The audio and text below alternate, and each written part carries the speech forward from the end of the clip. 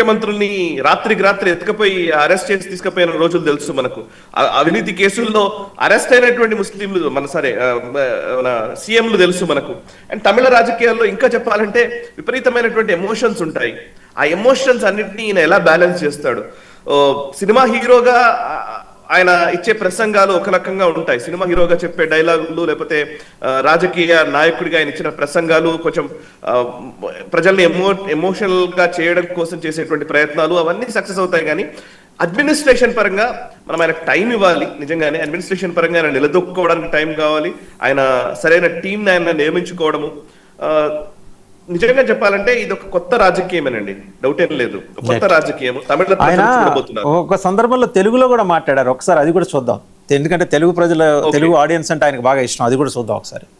తెలుగులో నా సినిమా వస్తున్నప్పుడు కొంచెం టెన్షన్ పట్టాను, నన్ను ఎలా రిసీవ్ చేసుకుంటారని. ఓ స్నేహితుడిని అడిగా, మన తెలుగు వాళ్ళు మంచి సినిమాలకు బ్రహ్మరథం పడతారు అన్నాడు.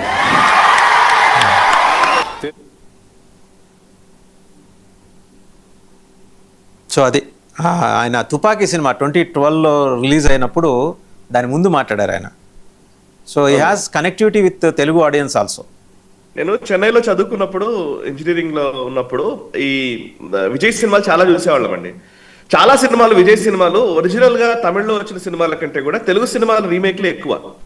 చాలా తెలుగు సినిమాలు రీమేక్ చేశారు ఆయన. ఇప్పుడు ఫర్ ఎగ్జాంపుల్ పవన్ కళ్యాణ్ సినిమాలు చాలా వరకు విజయ్ చేశారు తమిళ్లో. పవన్ కళ్యాణ్ సినిమాలు అన్ని కూడా, పవన్ కళ్యాణ్ గారి సినిమాలు ఏమేమి ఉన్నాయో, ఇప్పుడు ఫర్ ఎగ్జాంపుల్ బద్రీ కావచ్చు, లేకపోతే తమ్ముడు సినిమా కావచ్చు, ఈవెన్ ఆయన తమ్ముడు సినిమాలో ఏదైతే ఫీట్ చేస్తారో, పవన్ కళ్యాణ్ గారి ఫీట్ ఒకటి ఉంటుంది కదా మామూలు మార్షల్ ఆర్ట్స్ కి సంబంధించి, అది ఈవెన్ విజయ్ కూడా చేశారు తమిళ్లో. ఓకే, అండ్ త్రిష అండ్ ఈ విజయ్ కాంబినేషన్ లో వచ్చిన సినిమా గిల్లీ అనుకుంటాను, పేరు నాకు గుర్తులేదు కానీ అది ఒక్కడు సినిమా రీమేక్, మన మహేష్ బాబు నటించినట్టు ఒక్కడు సినిమా రీమేక్ అక్కడ. సో చాలా పెద్ద సక్సెస్, అన్ని హిట్సే.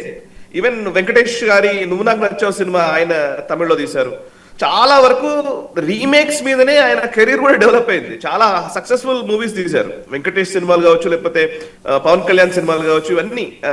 అండ్ ఈవెన్ ఆయన డాన్స్ స్టెప్స్ కూడా తమిళ్లో లారెన్స్ ఇక్కడ ఇచ్చినటువంటి డాన్స్ స్టెప్స్ అన్ని కూడా అక్కడ తెలుగులో ఇచ్చిన అన్ని తమిళ్లో చేసేవాడు. సో ఆయనకు పాపులారిటీ ఎక్కువగా ఉంది. బట్ ఆయన తెలుగులో డైరెక్ట్ గా తీసినటువంటి కొన్ని సినిమాలు, ఏదో ఫంక్షన్ అనుకుంటా, డైరెక్ట్ గా తెలుగులో రిలీజ్ చేసినటువంటి సినిమా ఫంక్షన్ లో ఆయన మాట్లాడిన మాటలు అనుకుంటా, తుపాకీ అది ఓకే మేబీ కావచ్చు. బట్ ఆయనకి నిజంగా ఫ్యాన్ ఫాలోయింగ్ మాత్రం చాలా ఎక్కువ. ఒక 25 సంవత్సరాల నుంచి ఆయన ఫ్యాన్స్ ని మాత్రం చాలా బాగా మొబిలైజ్ చేస్తూ వచ్చారు. మీరు కొన్ని బస్తీల్లో, చెన్నైలోని బస్తీల్లో కావచ్చు, మిగతా ప్రాంతాల్లో కావచ్చు, పొలిటికల్ లీడర్లకి ఎన్ని కట్అవుట్లు ఉంటాయో ఆల్మోస్ట్ ఈక్వల్ టు దట్ విజయ్కి ఉంటాయి కట్అవుట్స్. అప్పటి నుంచి 20 years ago నేను చెప్తున్నాను.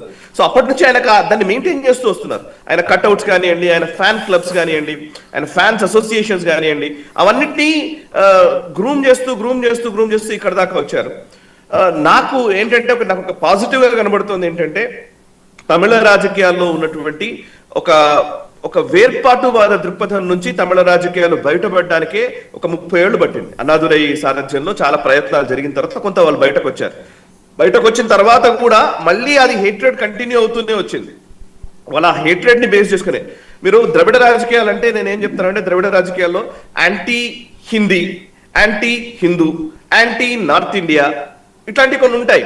మొత్తం అన్ని అంటే ఏదైతే కొంతమంది ఢిల్లీ పాలిటిక్స్ లో ఎవరైతే మాట్లాడతారో దానికి పూర్తి భిన్నంగా మాట్లాడడం అనేది వీళ్ళు చేస్తారు. ఇందులో 2 వర్గాల్ని 2 పార్టీలు చూస్ చేసుకుంటూ వస్తాయి. డిఎంకేనేమో కాంగ్రెస్ తో ఉండేది, ఏడీఎంకేనేమో బీజేపీతో నడిచేది వాజ్పేయి గారి పీరియడ్ నుంచి. ఇప్పుడు డిఎంకే అవుట్ అయిపోయింది, డిఎంకేను పక్కకు జరిపి మరి కాంగ్రెస్ టీవీకేకి సపోర్ట్ చేస్తుందనంటే విజయ్ డిఎంకే రోల్ తీసుకుంటారా? డిఎంకే రోల్ తీసుకున్నట్లయితే ఏ డిఎంకే రోల్, ఎట్లాంటి డిఎంకే రోల్ తీసుకుంటాడు అనేది నాకు చాలా కీలకం. డిఎంకే కొంచెం హార్డ్ పాలిటిక్స్ చేస్తుంది. హార్డ్ పాలిటిక్స్ అంటే మనం చూసాం, ఈ రిజర్వేషన్ బిల్ వచ్చినప్పుడు, డీలిమిటేషన్ అది వచ్చినప్పుడు దాన్ని చింపివేయడము, హిందీ ఇంపోజిషన్ గురించి పదే మాట్లాడుతూ ఉండడము. సో ఇవన్నీ చాలా ఉన్నాయి. అంటే ఆయన విజయ్ ఏం చేశాడంటే కొంచెం బ్యాలెన్స్ చేశాడు. ఆ డిఎంకే ఉన్నటువంటి హార్డ్ పాలిటిక్స్ లోకి వెళ్లకుండా కొంచెం సబ్సైడ్ చేసే ప్రయత్నం చేశాడు. కానీ ఇప్పుడు ఆయన పెరియార్ విగ్రహంని పెరియార్ మెమోరియల్ దగ్గరికి వెళతారు అని నేను ఎక్కడో చదువుతున్నాను, మేబీ సబ్జెక్ట్ నాకు తెలియదు, వెళుతున్నారని ఎక్కడో వచ్చింది ఇందాక. ఒకవేళ పెరియార్ దగ్గరికి వెళ్ళి ఇప్పుడు ముఖ్యమంత్రిగా ప్రమాణ స్వీకారం చేసిన వెంటనే పెరియార్ని ఆయన ఆకలింపు చేసుకుని మొత్తం ఆ పెరియార్ విధానాలు నేను తీసుకొస్తానంటే మళ్ళీ సమస్యాత్మకమే అవుతుంది. నథింగ్ బట్ ఏదో పాత సీసా కొత్త సీసాలో పాత సారా అన్నట్టుగా కొత్త పార్టీ ఇంకో ద్రవిడ పార్టీ పుట్టినట్టుగా మనం భావించాల్సి ఉంటుంది. బట్ అందుకే ఇందాక నేను ఫస్ట్ అన్నది అదే, పంచకట్టు నుంచి ఆయన గ్లేషియర్ లో కనిపించారు అని అంటే ఏదైనా డిఫరెన్స్ చూపిస్తారా, కొత్త రాజకీయం చూపిస్తారా అనేది మనం ఎదురు చూస్తాం. బట్ తమిళనాడు జీడిపి పరంగా చాలా నెంబర్ 2 లో ఉంటుంది తమిళనాడు. మహారాష్ట్ర తర్వాత నాకు తెలిసి మహారాష్ట్ర, గుజరాత్, తమిళనాడు 3 కూడా ఎక్కువ జీడిపి కాంట్రిబ్యూట్ చేసేవి ఈ దేశానికి. సో అట్లాంటి రాష్ట్రంలో ఆయన ఉన్నారు. మోస్ట్ అండ్ ఇంకోటి ఏంటంటే అక్కడ రాజకీయాలు కానీ కల్చరల్ అంశాల విషయంలో కానివ్వండి, ఎలా విజయ్ వ్యవహార శైలి ఉంటుంది. ఇవాళ ఫస్ట్ డే కాబట్టి మనం ఇప్పుడే అన్ని మాట్లాడడానికి లేదు. ఈవెన్ రాహుల్ గాంధీ ఆయనకున్నటువంటి ఫ్యాన్ ఫాలోయింగ్ ని ఆయన సరిగ్గా ఛానలైజ్ చేయడం చాలా ఇంపార్టెంట్ అండి. ఎమోషనల్ గా ఇప్పటిదాకా ఎమోషనల్ గా ఉండటం వల్ల ఓట్లు వచ్చి ఉంటాయి. ఇప్పుడు ఎమోషనల్ గా కంటే కూడా ప్రాక్టికల్ గా ఉండాలి, ప్రాక్టికల్ గా రెస్పాన్సిబుల్ గా ఉండాలి, రెండు బాధ్యతగా ఉండాలి. ఎగ్జాక్ట్లీ. Okay right. నెక్స్ట్ మనం వెస్ట్ బెంగాల్ వెళ్ళాలండి, ఎందుకంటే నిన్ననే అక్కడ కూడా ప్రమాణ స్వీకారం అయింది సువేందు అధికారి. నేను టెలిగ్రాఫ్లో పొద్దున్న ఒక స్టోరీ చదువుతుంటే ఆశ్చర్యం అనిపించిందండి. ఆయన తల్లిదండ్రులు ఈస్ట్ మిడ్నాపూర్లో నొయిటా అనే ఒక విలేజ్, శాంతినికేతన్ అని వాళ్ళ పూర్వీకుల నివాసం.